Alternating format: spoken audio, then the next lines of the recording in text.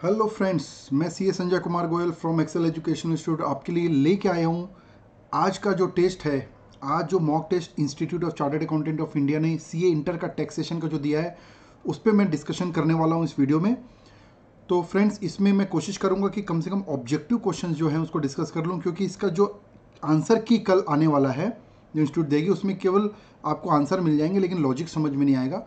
और कोशिश ये करूंगा आज के इस वीडियो में मैं कि ये जो आपका कॉन्सेप्ट है, कौन से मटेरियल के कौन से स्टेट मटेरियल के पेज नंबर में दिया हुआ है, उससे आपको रिवीजन में, मतलब न केवल इस क्वेश्चन पेपर को सॉल्व करने में, बल्कि वापस से जाकर कहाँ पर ये दिया हुआ है उसकी भी कोशिश करूंगा पॉइंट आउट करने के लिए page number लिखवाऊंगा।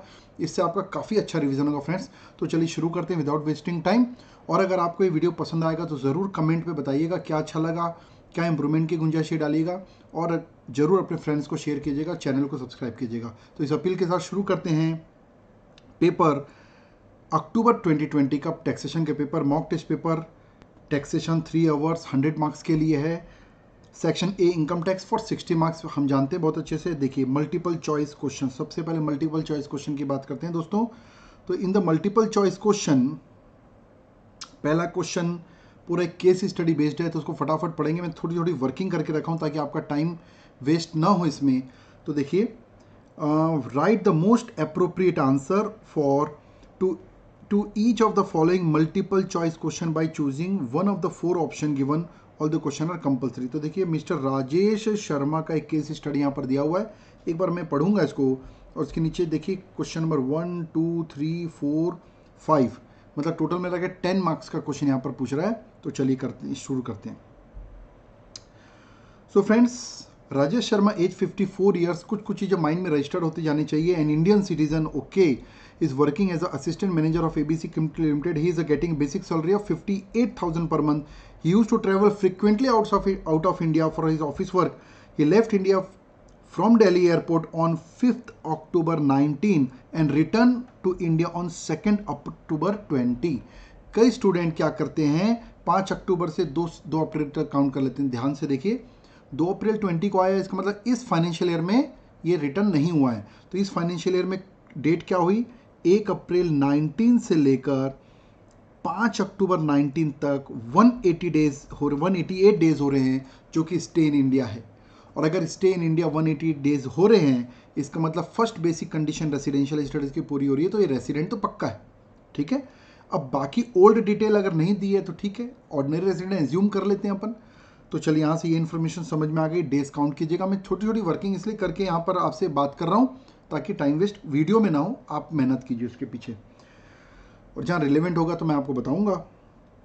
For the previous year 1920 following information are relevant. Dearness allowance 10% of basic salary consider for retirement purpose, मतलब इसको बोलते हैं forming part of retirement benefit. तो बेसिक सैलरी का डीए हो गया, देन बोनस हो गया 98,000, medical allowance paid during the 1920 amounting to 60,000। तो मैंने यहाँ पेज नंबर लिखा है, क्वेश्चन नंबर 2 पेज नंबर 4.54। जितने मैं पेज नंबर दे रहा हूँ सब ICAI के स्टडी मटेरियल के दे रहा हूँ। तो ध्यान रखिए दोस्तों, मेडिकल अलाउंस जो है वो पूरी तरीके से टैक्सेबल होता है। ठीक है, तो मेडिकल अलाउंस जो है पूरी तरीके से, ये रेफरेंस वैसे इसके लिए है। मेडिकल अलाउंस, इसमें कई स्टूडेंट कंफ्यूज हो जाते हैं। मेडिकल अलाउंस जो है पूरी तरीके से टैक्सेबल होता है, ये अलाउंस है और इसमें कोई एग्जेम्पशन सेक्शन 10 में नहीं दी हुई है। उसके बाद आगे मेरे को यहाँ पर दिख रहा है, he was also reimburse medical bill. Reimburse medical bill ये है परक्यूजिट्स, अगर टैक्सेबल हुआ तो, of his mother, okay, amounting to rupees 15,000। अब ये सबसे कंफ्यूजिंग पॉइंट है, इसीलिए मैंने यहाँ पर रिफर किया क्वेश्चन नंबर 2 पेज नंबर 4.54।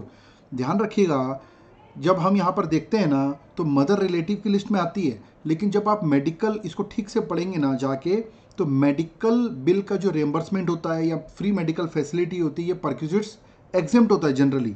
लेकिन इसकी कंडीशन है, उसके खुद का ट्रीटमेंट, स्पाउस का, या फिर ये मदर फादर बच्चों का ट्रीटमेंट अगर हो रहा है गवर्नमेंट हॉस्पिटल में या फिर एम्प्लॉयर के खुद के हॉस्पिटल में, तब एग्जेम्पशन मिली हुई, या फिर नोटिफाइड हॉस्पिटल में।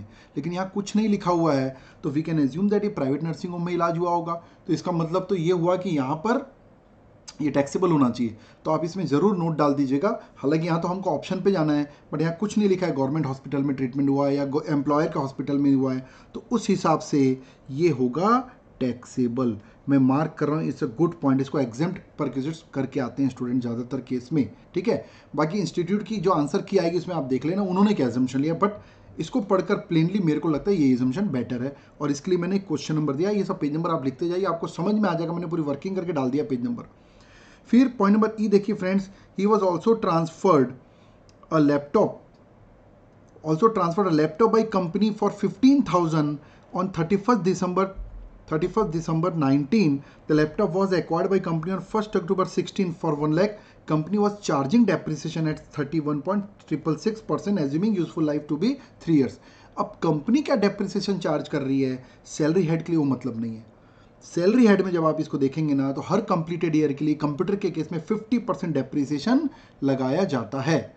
तो देखिए यहाँ पर मैंने बताया है आपको, ये देखिए 1 अक्टूबर से लेकर 1 अक्टूबर से 1 अक्टूबर 16 से लेकर 31/12/2019, क्योंकि 1 अक्टूबर को कंपनी ने खरीदा और 31/12 को सेल किया है, तो कितने कंप्लीटेड ईयर, 17, 18, 19, 3 कंप्लीटेड ईयर है। फ्रैक्शन ऑफ मंथ चाहे 10 महीने तो भी छोड़ देना है, और डेप्रिसिएशन 50% ऑन WDV बेसिस लेना है, तो नेचुरली WDV कितनी हो जाएगी, 50% 3 साल का माइनस करेंगे 1 लाख रुपए में, तो हमारे पास WDV जाएगी 12,500, निकाल के देखिएगा।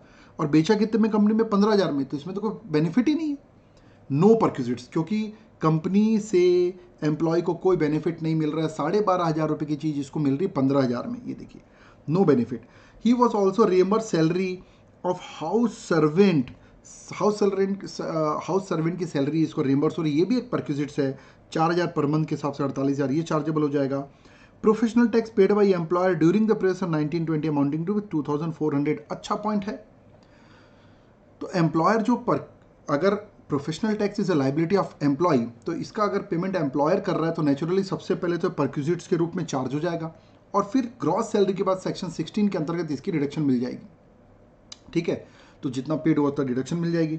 400 equity share allotted by ABC limited during the period of 1920 at the rate of 250 per share against the fair market value of 350, तो भैया at the date of exercising option, ठीक है। फेयर मार्केट वैल्यू ऑप्शन जिस दिन exercise होता है उसी दिन की ली जाती है, तो 100 रुपये बेनिफिट में मिला, ये भी एक परक्विजिट्स है।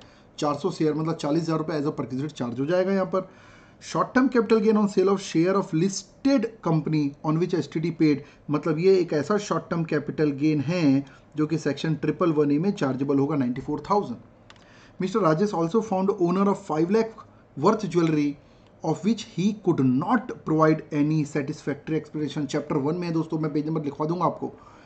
तो यहाँ पर अनएक्सप्लेन्ड मनी का क्वेश्चन है ये, और अनएक्सप्लेन्ड मनी जो है 5 lakh rupees income from other sources में आप इसको चार्ज कर देंगे, लेकिन इस पर टैक्स का रेट है 60%, और अगर इसमें सरचार्ज लगाना पड़ेगा तो सरचार्ज का रेट है 25% एक्सक्लूसिवली। तो ये आपको चैप्टर 1 में मिल जाएगा इसका detail. Based on the information above choose the most appropriate option of the following multiple choice question. तो चलिए मल्टीपल चॉइस पे चलते हैं, जैसे जैसे रिक्वायरमेंट आती है उस पर हम वर्किंग शो करूंगा आपको। पहला, what is the Rajesh Sharma's residential status, तो यहाँ पर मैंने ए ऑप्शन टिक किया है, क्योंकि यहाँ पर ए ऑप्शन में देखिए रेसिडेंट है तो हम पहले डिसाइड कर लिए थे, और but can't determine the resident and ordinary resident और रेसिडेंट बट नॉट ऑर्डिनरी, मतलब OR NOR हम डिसाइड नहीं कर सकते क्योंकि पास्ट ईयर्स की कोई डिटेल हमको नहीं दी है, इस साल की डिटेल दी है। ए ऑप्शन मेरे को बहुत अप्रोप्रिएट लगा, बाकी इंस्टीट्यूट के जो आंसर किया आएगा उसमें आप चेक कीजिएगा। ध्यान रखिएगा, मैं अपने best of my knowledge and judgement और जितना मेरे को कम टाइम मिला उस हिसाब से मैं आपको बता रहा हूँ। अगर थोड़ा बहुत इधर उधर होता है जरूर आप चेक कर लीजिएगा। कई स्टूडेंट मेरे को लगता है कि डी ऑप्शन टिक करके आएंगे, बट मेरे हिसाब से क्योंकि करंट ईयर का डाटा दिया हुआ है इसलिए ए ऑप्शन ही टिक करना चाहिए। उसके बाद देखिए second question, what is the taxable perquisites for 2021, taxable perquisites बोल रहा है, ठीक है। अगला क्वेश्चन पहले देखते हैं, इसके पहले what is the income chargeable under the salary, तो भैया सैलरी इनकम अगर निकाल लेंगे तो परक्विजिट्स वगैरह सब अपने आप से दिख जाएगा। तो देखिए मैंने यहाँ वर्किंग कर रखी है सैलरी की।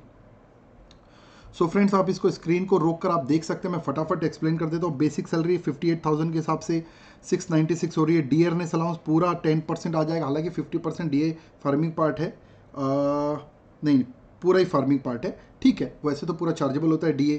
बोनस 98,000 है, यहाँ पर देखिए जरा 98,000 का बोनस है, okay. Medical allowances fully chargeable है 60,000। मेडिकल परक्विजिट्स मैंने यहाँ पर फुल्ली टैक्सेबल किया है क्योंकि यहाँ पर गवर्नमेंट हॉस्पिटल या एम्प्लॉयर हॉस्पिटल या अप्रूव्ड हॉस्पिटल नहीं लिखा है, ये मेरा एजम्पशन है। उसके बाद ट्रांसफर और लैपटॉप में नील है क्योंकि वो तो 12,500 रुपये का WDV है जिसको 15,000 में सेल किया है। सर्वेंट का 48,000 बिल्कुल चार्जेबल होगा। प्रोफेशनल टैक्स जो उन्होंने employees liability paid by employer 2400 charge होगा। Then allotment of equity share में 400 शेयर 100 रुपये से 40,000 रुपये ही चार्ज होगा। मैंने यहाँ पर पी जो लिखा है दैट इज अ परक्यूजिट्स, क्योंकि क्वेश्चन में पूछा है ना। टोटल आ गया ग्रॉस सैलरी।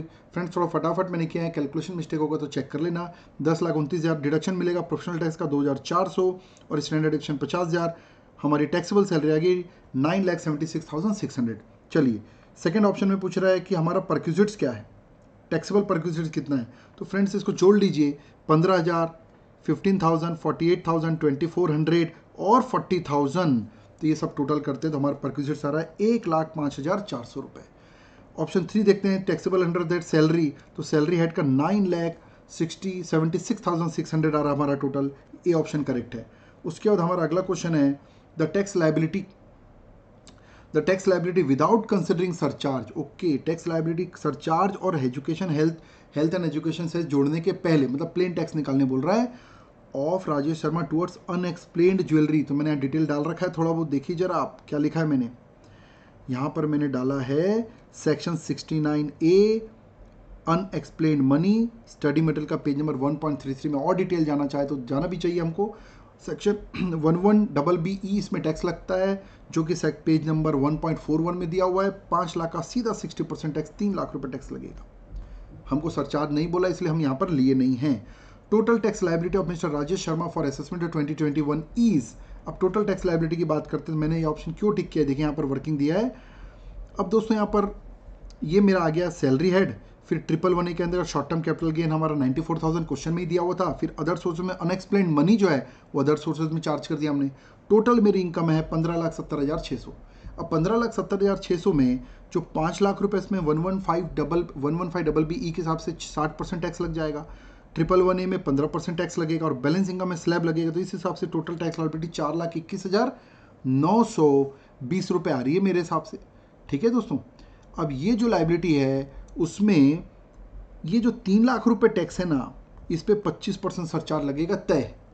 और ये 25% सरचार्ज लगाने के बाद बैलेंस पे तो लगेगा नहीं, क्योंकि सरचार्ज लगता ही कब है, जब टोटल इनकम 50 लाख से ऊपर होती है। तो टोटल इनकम 50 लाख से तो ऊपर है नहीं, लेकिन अनएक्सप्लेन्ड मनी में सरचार्ज फिक्स कर दिया इन्होंने 78%, जिसमें हम बोलते हैं ना इफेक्टिव रेट पड़ता है 60% plus 25% surcharge plus 4% health and education से। तो ये पेज नंबर जो मैंने लिखवाया 115BBE का पढ़ लेना आप, आपको और क्लियर हो जाएगा।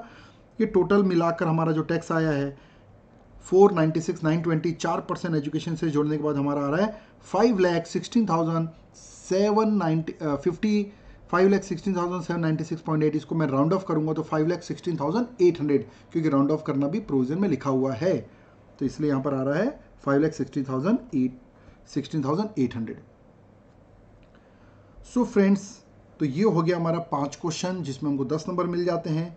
आगे क्वेश्चन भी थोड़ा एक दो मैं डिस्कस, अच्छा इसमें ऑब्जेक्टिव है, ऑब्जेक्टिव कम से कम मैं कोशिश कर रहा हूँ कि इसमें डिस्कस कर लूँ, क्योंकि आपको आंसर में डिटेल नहीं मिलने वाला है इसमें, बाकी आंसर की तो डिटेल भी मिलेगी आपको, आराम से आप मैच कर सकते हैं। अब देखिए क्वेश्चन नंबर 2 में मैंने स्टडी मटेरियल का पेज नंबर 9.47 पहले ही लिख रखा है, उसका लॉजिक अब पढ़ेंगे समझ में आ जाएगा। चलिए पढ़ते हैं without delay time. Mister Ajay Sahu, friends आपका टाइम कीमती है, फटाफट आप इसको 1.5 की स्पीड में भी देख सकते हैं अगर आपको कॉन्फिडेंस है तो। Mister Ajay Sahu, proprietor of messrs blue bird enterprises having turnover of 65 lakh and not subject to tax audit. Tax audit मतलब 44AB के अंतर्गत जो ऑडिट होती है तो ऑडिट नहीं हो रही है, और मिस्टर अजय साहू इसका मतलब इंडिविजुअल है। तो ध्यान रखना, एक इंडिविजुअल जो होता है ना और जिसकी ऑडिट नहीं होती, वो कई सारे सेक्शन में TDS काटने की उसकी लाइबिलिटी नहीं रहती, ये उसी का क्वेश्चन है। Under the income tax act 1961 during the previous year 18-19, तो देखिए जनरली 194H हो गया, 194 हो गया, 194C हो गया, I हो गया, ऐसे कई सारे सेक्शन हैं जिसमें पिछले साल अगर आपकी टैक्स ऑडिट होती है, आपके ऑडिट में आप आते हो, तभी आपको इस साल TDS करना रहता है। तो यहाँ पर 18-19 में ऑडिट में नहीं आ रहा है, चलिए ओके। लेकिन एक नया सेक्शन आया है 194M, जिसके अंतर्गत TDS करना पड़ता है अगर एग्रीगेट अमाउंट एक लिमिट से ऊपर चले जाए तो। ये पेज नंबर उसी का दिया है मैंने। उसके बाद देखिए, he has receive 2 bill payment. The first bill is 42 lakh from Vijay associates advocate and property dealer. तो एडवोकेट भी है, प्रॉपर्टी डीलर भी है firm, for his daughter's hearing. तो उसकी डॉटर की कुछ हियरिंग होगी कोर्ट में, उसके लिए 42 लाख रुपए दिए।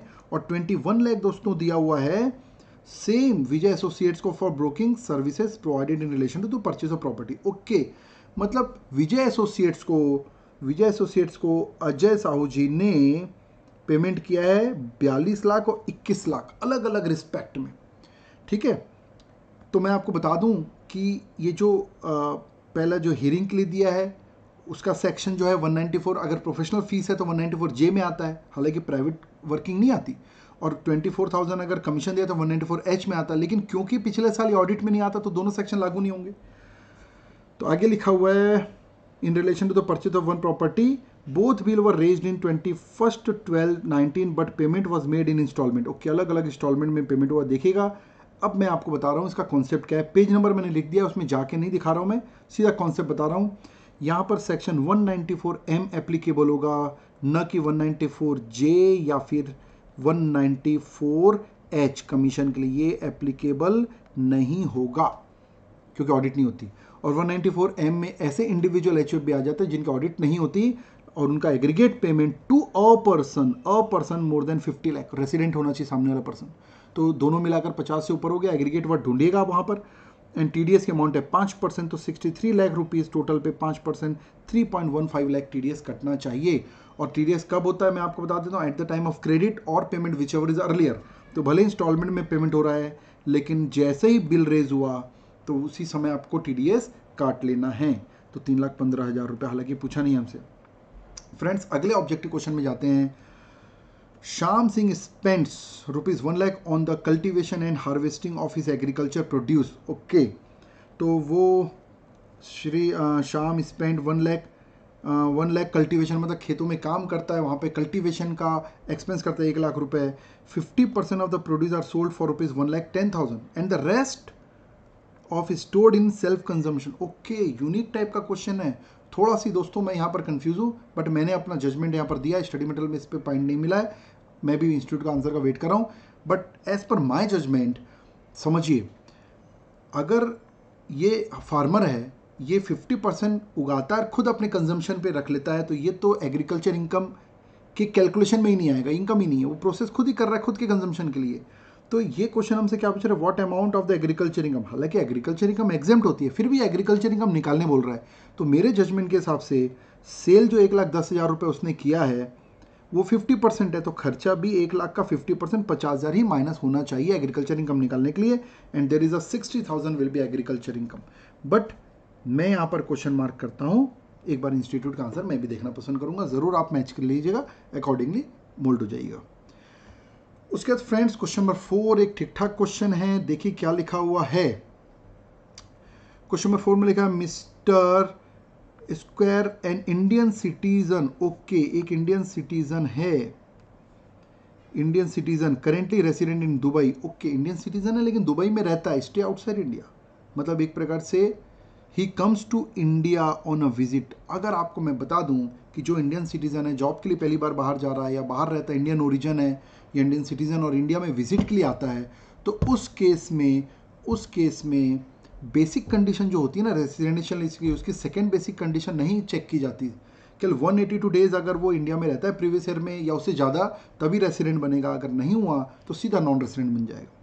मतलब 60 डेज और प्लस पिछले 4 साल में 365 डेज वाली कंडीशन चेक करने की ज़रूरत ही नहीं है।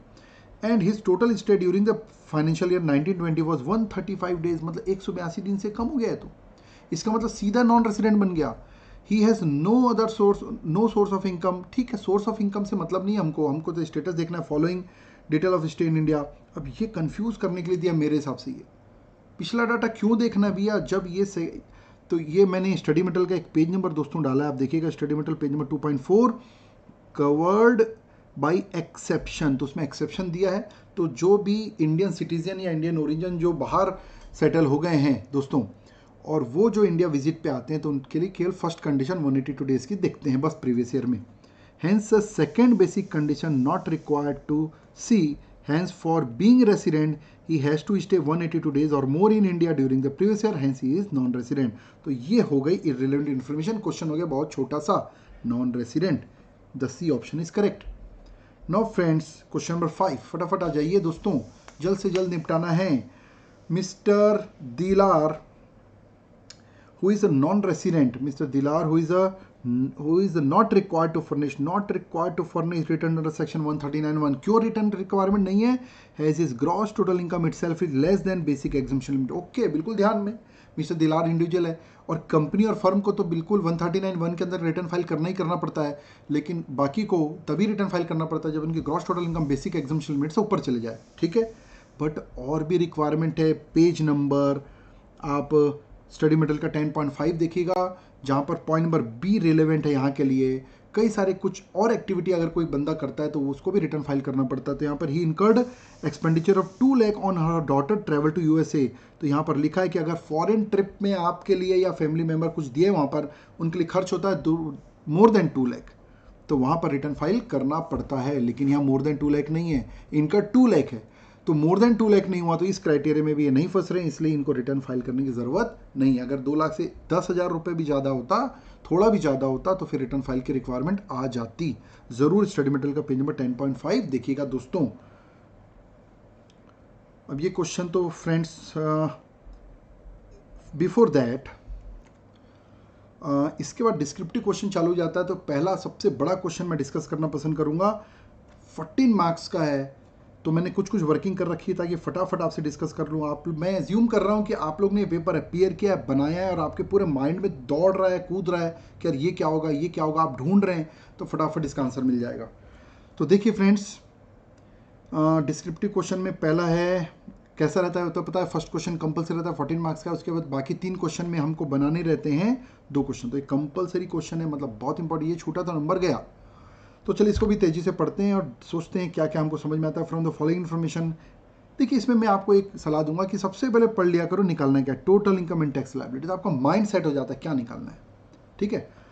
From the following information provided by mister Raj, age 42 years, working as a manager of XYZ limited for the year ended 31st March 2020,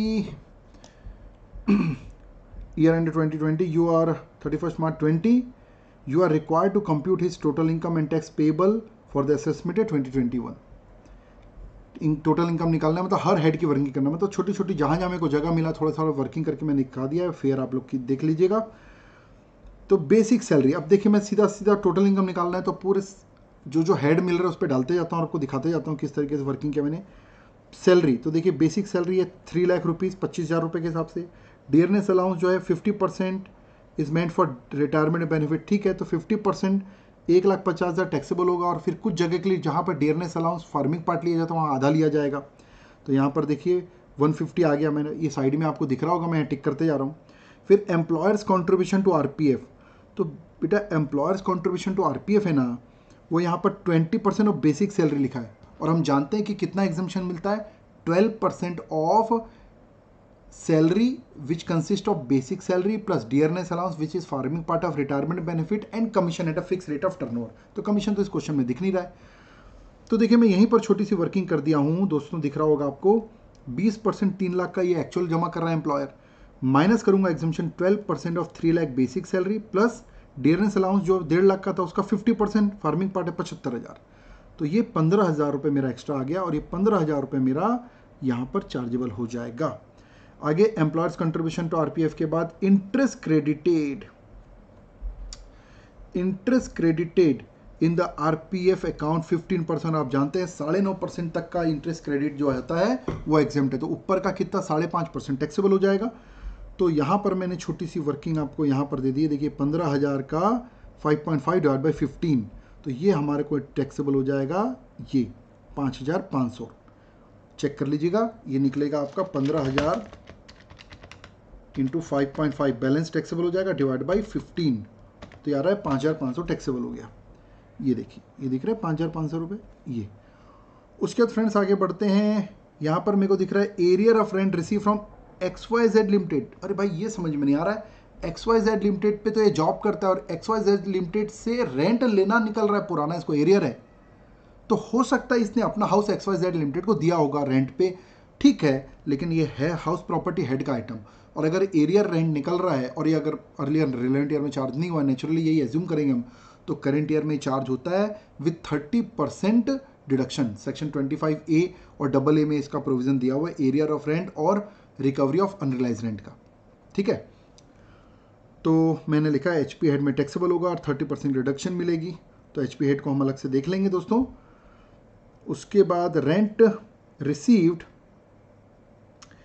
उसके बाद आगे लिखा हुआ है received interest 10,000 from axis bank saving account. Saving account का interest, अब इसमें कई स्टूडेंट कंफ्यूज होते हैं, 10,000 रुपये तो एग्जेम्प्ट है, और भैया एग्जेम्प्ट नहीं है, इसमें GTI के बाद 80 TTA की डिडक्शन मिलती है, तो एक बार तो इनकम फ्रॉम अदर सोर्सेज में ये ऐड होगा, ठीक है। तो मैं यहाँ लिख दिया हूँ। और इंटरेस्ट 12,040 रुपये का ग्रॉस मिल रहा है डिवेंचर, तो दोस्तों ग्रॉस मिल रहा है तो ग्रॉस ही लिया जाता है, TDS के बाद वाली अमाउंट को नेट कभी भी हम टोटल इनकम में नहीं जोड़ते, हम तो ग्रॉस ही लेते हैं। तो दोस्तों यहाँ पर समझो कि ग्रॉस लेना है हमको, तो यहाँ पर IOS में हमारा आ गया है 10,000 प्लस 12,040 रुपये, और इसमें नेचुरली 80 TTA की डिडक्शन भी मिलेगी बाद में। उसके बाद डिस्कशन करते हैं ही मेड, मैं देखिए पॉइंट टू पॉइंट डिस्कस कर रहा हूँ, बाकी ओवरऑल भी दिखा दूंगा एक बार, कहीं कन्फ्यूजन होगा तो दूर कर लीजिएगा। फिर made the payment through cheque, he made the next point आ गए हैं अपन, he made the payment through cheque 15,370 towards the premium of life insurance policy, 80C मिलता है इसमें, 22,500 for medical insurance policy for his major dependent daughter. अब ये major लिखकर कंफ्यूज कर रहा है, कोई दिक्कत नहीं है, डिपेंडेंट होना चाहिए, क्योंकि 80D में डिपेंडेंट चिल्ड्रन लिखा है, मेजर माइनर के बारे में कुछ नहीं लिखा, तो यहाँ पर 80D के लिए अवेलेबल होगा। तो भैया देखो 80C के लिए, ये 80C के लिए 15,370 और ये 22,500, क्योंकि 25,000 की लिमिट है, 80D के लिए एलिजिबल हो गया। उसके आगे पॉइंट में अगर चलता हूँ तो यहाँ पर मेरे को दिखता है he had contributed 1196 per month, ध्यान रखना है पर ईयर नहीं, पर मंथ है तो इंटू 12 कर लेंगे, टुवर्ड्स अटल पेंशन योजना। अटल पेंशन योजना, तो दोस्तों अटल पेंशन योजना के लिए section 80CC applicable, 80CC applicable है, जिसमें अगर एम्प्लॉय है तो 10% ऑफ सैलरी की मैक्सिमम लिमिट है, बट वो लिमिट से बहुत कम दिख रहा है यहाँ पर अमाउंट, ये आ गया। तो स्टडी मटेरियल का पेज नंबर देखिए 7.25 मैंने डाल रखा, आप देख सकते हैं अगर आपको याद ना हो तो। देखिए दोस्तों, अगर आपको कोई चीज़ याद नहीं आती ना, उसमें कोई बुराई नहीं है, लेकिन याद नहीं आती और हम वहाँ जाकर प्रोविज़न जाकर वापस रिकॉल करने नहीं जाते, उसमें बुराई है। क्योंकि जब आपको कोई चीज़ याद नहीं आती और जब आप उसको ढूंढने जाते हैं और पढ़ कर आते हैं, तो उस समय जो याद होता है ना, उसका कोई मुकाबला नहीं है। तो मेरा पर्पज़ ही इस वीडियो का, इसलिए मैंने जगह जगह पे ढूंढ के पेज नंबर डाल दिया है, ठीक है। एंड 5,000 पर मंथ है ये भी toward the Sukanya Samriddhi account, ये 80C के लिए एलिजिबल है, आप जरूर चेक कर लीजिएगा 80C का, तो आपको पता होगा कहाँ पर है। उसके बाद XYZ limited has taken residential house of mister Raj, देखिए अब आ ही गया पॉइंट, XYZ लिमिटेड ने रेसिडेंशियल हाउस लिया था मिस्टर राज का as a company's guest house, ठीक है, and later purchase from him in the year 2018, उसका 2018 में खरीद भी लिया था। तो भैया उससे खरीद लिया था मतलब राज ने बेचा होगा, तो बेचा कब था? 2018 में। तो कैपिटल गेन का मुद्दा यहाँ मत शामिल कर देना, यहाँ कुछ भी कैलकुलेशन नहीं होगा, पिछले साल का मैटर है। At the market value 75,000, purchase cost was only 10 lakh in the April 2004। तो कैपिटल गेन निकालने की कोशिश मत करना, क्योंकि 2018 का मुद्दा है, तो पिछले साल चार्ज हो गया होगा सब मैटर, 50C वगैरह सब यहाँ पर हुआ होगा। तो मैंने यहाँ पर छोटा सा लिख दिया है नो ट्रीटमेंट और इन दिस ईयर, ठीक है, दिख रहा है आपको, no treatment in this year because 2018 का मामला है। उसके बाद दोस्तों ड्यूरिंग द, आगे आ जाए, during the August 2019 mister Rajesh had sold his gold chain, capital asset है भैया, jewellery and diamond ring for rupees 3,40,000 which had purchase in April 2004। तो ये तो बहुत साल पुरानी हो गई, तो 2004 की 2019 लॉन्ग टर्म कैपिटल गेन है। तो मैं यहीं पर छोटा सा sale consideration minus index cost of acquisition 1,13,289 current year का, और 113 यहाँ पर दिया हुआ है मेरे को 45 का।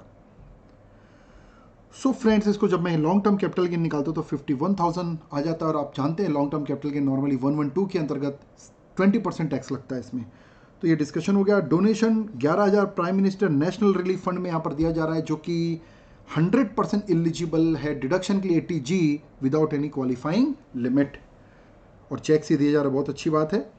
सो फ्रेंड्स, पूरा डिस्कशन हो गया। मैं सीधा सीधा अब आपकी जो जितना भी वर्किंग कर पाया हूँ यहाँ पर दिखाता हूँ आपको। देखिए सैलरी हेड की वर्किंग देखिए मेरी, ये टोटल आ गया, आप स्क्रीनशॉट या फिर नोट कर लेना।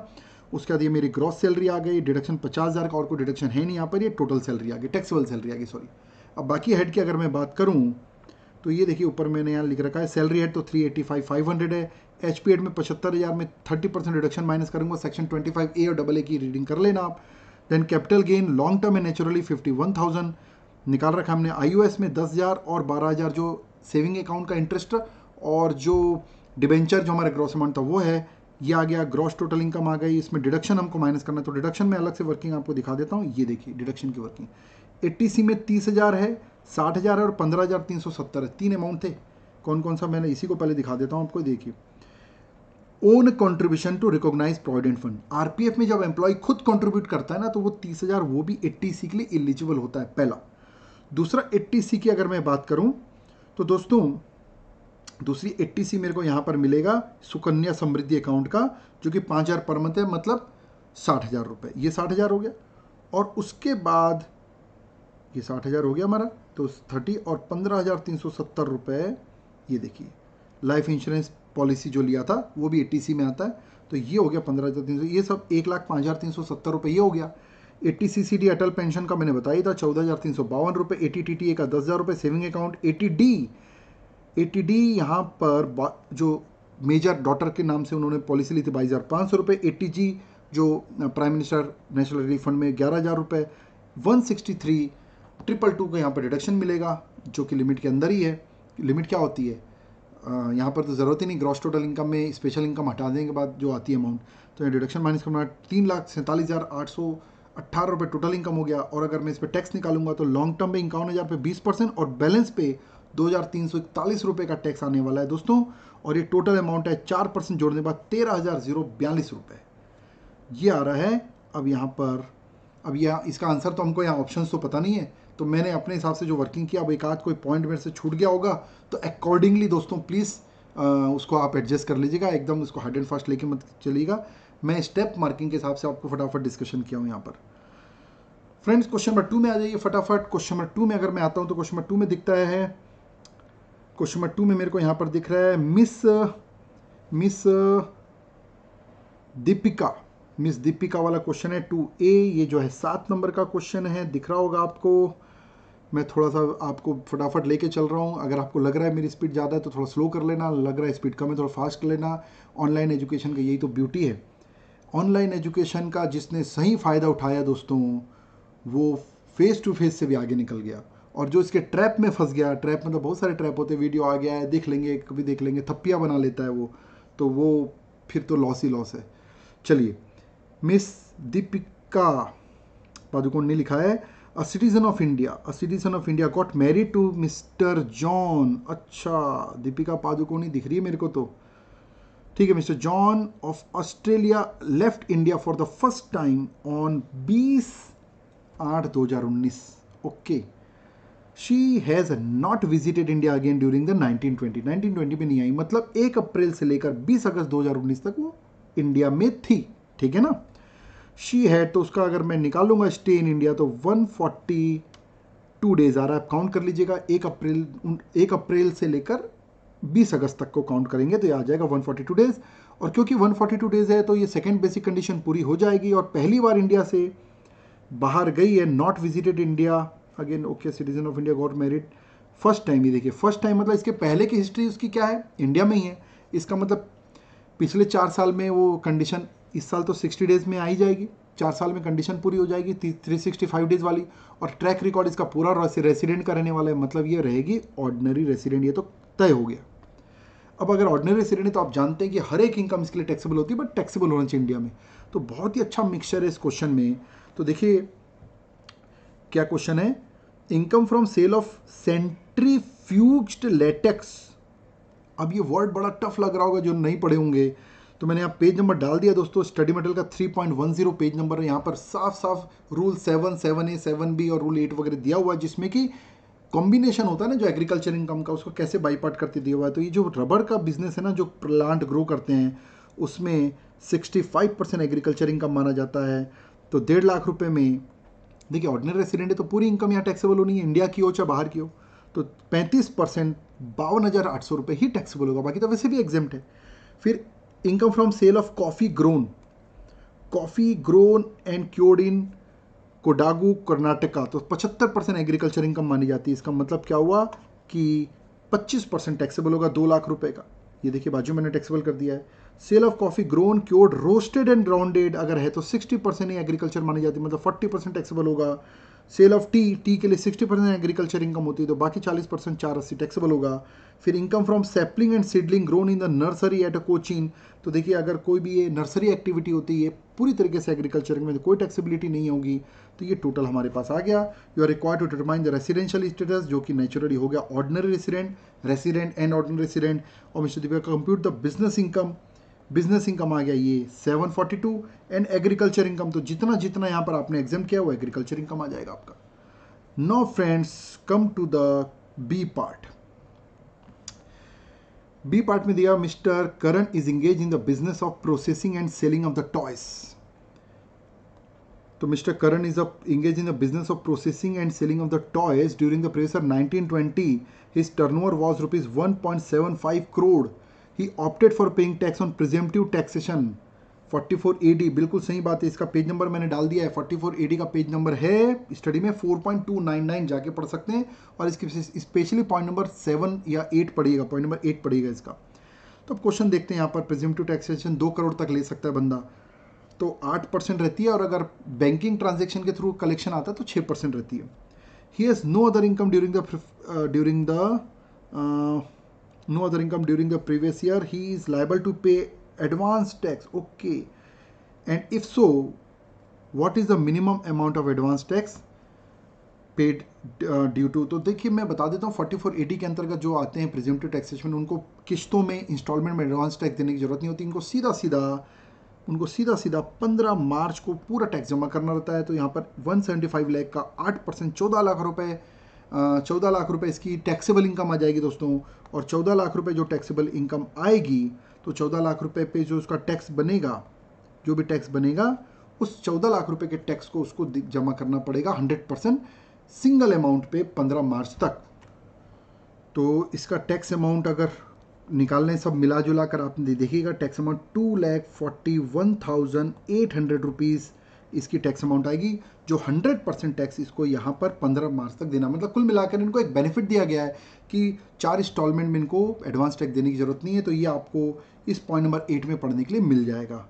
तो छोटा सा पॉइंट है, ज़्यादा टाइम लगेगा नहीं, 3 नंबर का क्वेश्चन था। पॉइंट नंबर सी में आ जाइए दोस्तों। Point number C, mister Varun filed return on 30 सितंबर 2020 relating to the assessment year 2021। Okay, return file किया 30 सितंबर को। In the month of October his tax consultant found that the interest on fixed deposit was omitted to the tax return। Okay, return file करने के बाद हमारे से कुछ गलती हो गई। टैक्स कंसल्टेंट ने बोला कि सर आपका जो है इंटरेस्ट छूट गया था, जो कि टैक्सेबल है नेचुरली, फिक्स्ड इंटरेस्ट का जो इंटरेस्ट है। तो इसका क्या रास्ता भी, अगर आपने रिटर्न फाइल कर दिया और कोई ओमिशन मिली तो आप रिवाइज रिटर्न फाइल कर सकते हैं। 139(5) में प्रोविजन दिया हुआ है। तो अब ये पूछ क्या रहा है क्वेश्चन में, what is the time limit of belated return. एकदम यूनिक क्वेश्चन पूछ लिया हमसे, बिलेटेड रिटर्न का टाइम पूछ रहा है। तो मैं आपको बता दूं सेक्शन 139(4) में बिलेटेड रिटर्न का प्रोविजन दिया है, जो कि स्टडी मटेरियल में 10.11 में दिया है। और प्रोविजन शॉर्ट में बता देता हूं, end of the assessment year और actual assessment done by the department which ever is earlier is a last date. ठीक है। और revise return, can mister Varun file revise return, तो बिल्कुल रिवाइज रिटर्न आप ओरिजिनल रिटर्न या बिलेटेड रिटर्न को भी अगर आप फाइल किए हैं, क्योंकि देखिए क्वेश्चन में नीचे दिख रहा है एज्यूम दैट ड्यू डेट इसकी 31 जुलाई है। तो ऑलरेडी उसने ओरिजिनल रिटर्न लेट फाइल किया है, कब किया, 30 सितंबर को। तो भले बिलेटेड रिटर्न है तो बिलेटेड रिटर्न को भी रिवाइज किया जा सकता है। ये पढ़ने मिलेगा आपको 139(5) में। तो answer is yes, he can file as the same time as given above. तो इतना ही टाइम उसमें रिवाइज रिटर्न के लिए दिया, 139(5) में आप पढ़ेगा। As the belated return can also be revised, कोई इशू नहीं है। पॉइंट 4 नंबर का क्वेश्चन है। नो फ्रेंड्स, और भी आगे क्वेश्चन है, बट बिफोर दैट मैं चाहूँगा कि आपका कम से कम आज के वीडियो में मैं आपका MCQ जो है ना इनडायरेक्ट टेस्ट का भी दिखा देता हूँ, क्योंकि बाकी के तो आपके डिटेल आंसर मिलेंगे तो आप वैसे ही समझ जाएंगे। तो मैं वो टाइम थोड़ा सा बचा रहा हूँ यहाँ पर आप लोगों का। अब अगर मैं इसको इनडायरेक्ट टेस्ट 40 नंबर पर लेके आता हूँ तो डिटेल आप देखिएगा। ये देखिए यहाँ पर भी हमारे को 12 मार्क्स का यहाँ पर MCQs मिलता है। तो इसको देखते हैं क्या लिखा है। Each MCQs question number 1 carries 2 marks each. Okay, question number 1 में 2 मार्क्स ईच मिल रहा है हमको। 2, 3 क्वेश्चन है हमारे पास, 6 नंबर मिलेंगे हमको। तो चलिए क्या केस दिया हुआ है इसको एक बार पढ़ते हैं। मेसर्स शेंकी consultant a partnership firm registered in Delhi. Okay, तो ये एक रजिस्टर्ड पर्सन है, समझ लीजिए। ठीक है, render the following services during the year. तो ये जो सर्विसेज दे रही है सिक्योरिटी सर्विसेज है जो कि 2 करोड़ की, मैं लैक्स में बात करूँ 200 लैक्स की, to the registered business entity. Man power services accountants 5 lakh rupees, मतलब अकाउंट्स वगैरह अकाउंटेंट वगैरह प्रोवाइड करते होंगे। ऑडिटिंग सर्विस है 100 लैक्स की, मतलब 1 करोड़ लिखा हुआ है, ठीक है। ये सर्विस आउटवर्ड सर्विसेज है। अदर इन्फॉर्मेशन दोस्तों ये है इसमें, Shanky consultant also paid sponsorship fees. अगर इसने स्पॉन्सरशिप फीस पेड की है तो पक्का है कि सामने वाले ने स्पॉन्सरशिप सर्विस इनको दी होगी। तो अगर इनको स्पॉन्सरशिप सर्विस दी है तो इसका मतलब है वो सर्विस प्रोवाइडर और ये सर्विस रिसिपिएंट है। तो यहाँ पर ये चेक करना है कि कहीं आरसीएम में तो नहीं आते। तो मैं आपको बता देता हूँ कि आरसीएम में बिल्कुल आते हैं। पेज नंबर स्टडी मटेरियल का 3.16 देखिएगा। जब भी कोई any person sponsorship services provide करता है एक रजिस्टर्ड कंपनी को या फर्म को, ये फर्म है, तो ये 70,000 रुपये पे इनको आरसीएम के अंतर्गत जीएसटी देना पड़ेगा, ठीक है। उसके बाद Shanky consultant pays rent amount to 6 lakh for building own by MCD. MCD confuse ना होकर मैं लिख दिया हूँ म्युनिसिपल कॉर्पोरेशन ऑफ दिल्ली। तो दोस्तों ये भी आपका जो है ना, ये भी आपका आरसीएम में आता है क्योंकि यहाँ पर लोकल अथॉरिटी जो है ये सर्विस प्रोवाइड कर रही है। और ये मैं बता दूं, आप इसको पेज नंबर लिख देता हूँ 3.17 में पॉइंट नंबर 5A में दिया हुआ स्टडी मटेरियल का। तो ये आरसीएम में ये भी कवर होगा। कई लोगों को यहाँ पर कन्फ्यूजन होता है। तो यहाँ पर गवर्नमेंट सेंट्रल गवर्नमेंट हो, देखिए वर्डिंग में पढ़ के बता देता हूँ आपको क्या लिखा हुआ है यहाँ पर। Central government, state government, union territory और लोकल अथॉरिटी, एमसीडी यहाँ पर municipal corporation of Delhi is a local authority. ये सर्विस प्रोवाइड किसको कर रही? Any person registered. तो ये एनी पर्सन रजिस्टर्ड हो गया, तो यहाँ पर आरसीएम में कवर होगा ये। एंट्री नंबर 5A, मैं पूरी चीज़ें स्टडी मटेरियल के हिसाब से यूनिवर्सल बात कर रहा हूँ ताकि कोई भी स्टूडेंट पूरे इंडिया में देख सकता है इसको। अब यहाँ पर चलिए ठीक है, क्वेश्चन क्या पूछता है देखते हैं। Assuming all the services are taxable 18% and all the transaction to be intra state supplies, ठीक है। इंट्रा स्टेट मतलब सीजीएसटी एसजीएसटी लगेगा। और एक चीज़ मैं आपको बता देता हूँ, कभी भी क्वेश्चन में अगर रेट ऑफ टैक्स नहीं दिया तो 18% एज्यूम कर लेना, 9% प्लस 9%।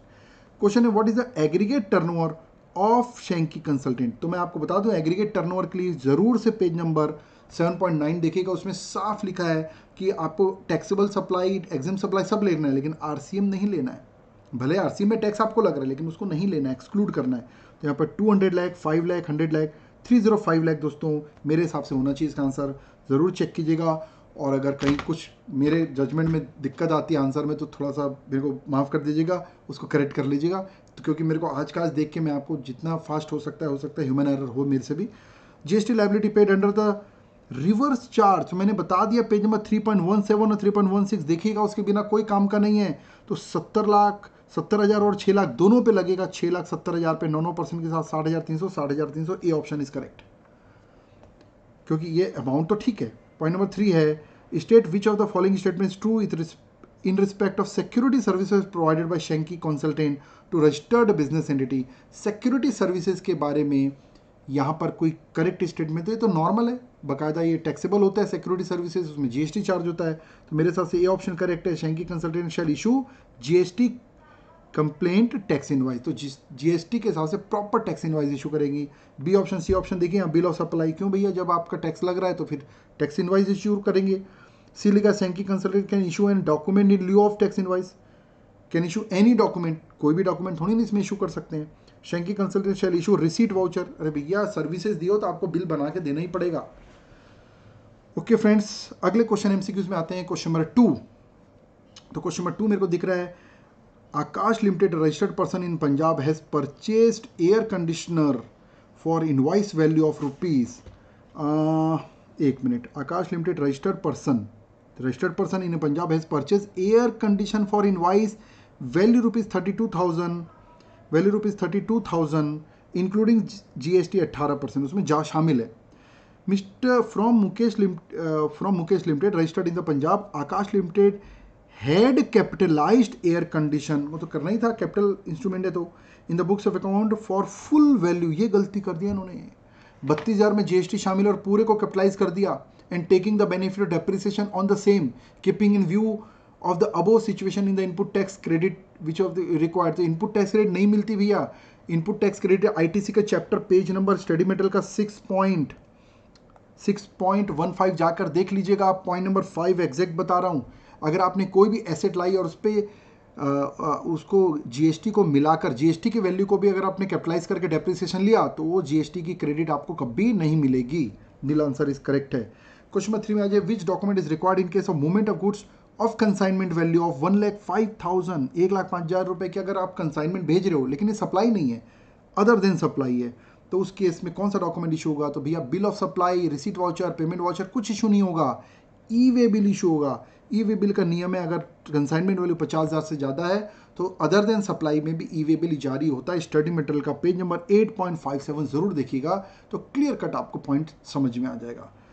फ्रेंड्स अगले क्वेश्चन में आ जाते हैं। तो ये एमसीक्यूज इसका कंप्लीट हो जाएगा। 12 नंबर का एमसीक्यूज है, बिल्कुल टफ नहीं। अगर आपने थोड़ी भी ठीक से मेहनत की ना तो पूरा पेपर बहुत ही ईजी है, कुछ मैटर नहीं है। और मैं आपको बता दूं, थोड़ी कम भी अच्छे से पढ़ाई की ना तो पास होने का कोई भी पेपर में पूरा जुगाड़ रहता है, अगर आप कूल माइंड होकर हार्ड वर्क कर रहे हैं तो। आज भी किसी ने पढ़ाई पूरी आधी बर्बाद करके रखी ना दोस्तों, मैंने क्या बोला सुनना, मैं अगर आज भी आपने आधी पढ़ाई बर्बाद करके रखी है ना तो आधी अच्छी करके रखी मतलब, और आपको आधा ही नंबर लाना है, 50% में हम पास हो जाते हैं तो आप कर सकते हैं। बेसिकली आखिरी में हिम्मत हार जाते हैं स्टूडेंट, वो बहुत इंपॉर्टेंट है।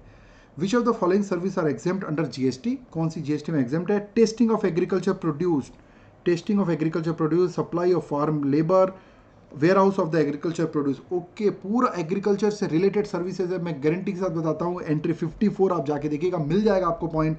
स्टडी मटेरियल पेज नंबर 4.14 में नेचुरल इनडायरेक्ट टैक्स की स्टडी मटेरियल देखना, तो वहां पर ये तीनों सर्विसेज एग्जाम्प्ट है क्योंकि एग्रीकल्चर से रिलेटेड। तो here the D option is very correct दोस्तों।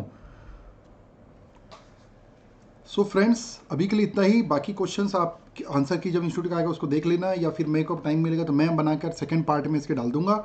और आई होप आज की जो डिस्कशन आपको बहुत पसंद आया होगा, और अगर आपको अच्छा लगा होगा तो ज़रूर अपने फ्रेंड्स को शेयर कीजिए। कमेंट करके बताइए मेरे को कि कौन कौन से प्रोविजंस आपको इसमें समझ में आए, कौन से प्रोविजन समझ में नहीं आए, इसको ज़रूर बताइएगा मेरे को। और लाइक शेयर कीजिएगा, सब्सक्राइब कीजिएगा। पूरी टीम एक्सेल की आप लोगों की लगी हुई है।